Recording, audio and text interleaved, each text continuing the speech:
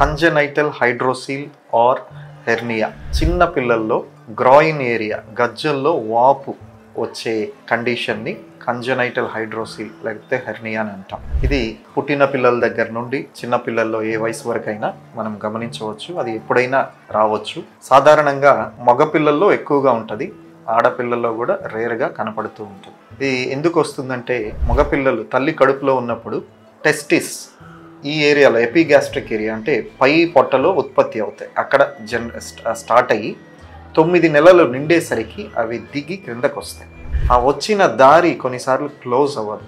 దాంతోపాటు అది ఆ క్లోజ్ అవ్వని దారిలోనికి పెరిటోనియంని, ప్రేగుని లాగడం వల్ల అది ఒక శాక్ లాగా ఫామ్ అయ్యి దాంట్లో నీరు చేరడం లేకపోతే ప్రేగు దిగి రావడం జరుగుతుంది. దీన్నే కంజనైటల్ హైడ్రోసీల్ ఆర్ హెర్నియా అని అంటాము.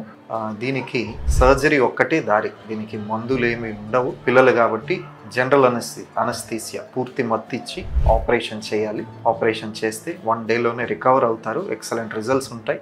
1 డేలోనే డిశ్చార్జ్ చేయొచ్చు. ఈ సర్జరీ వల్ల కంప్లీట్ క్యూర్ అయ్యే అవకాశం ఉంది.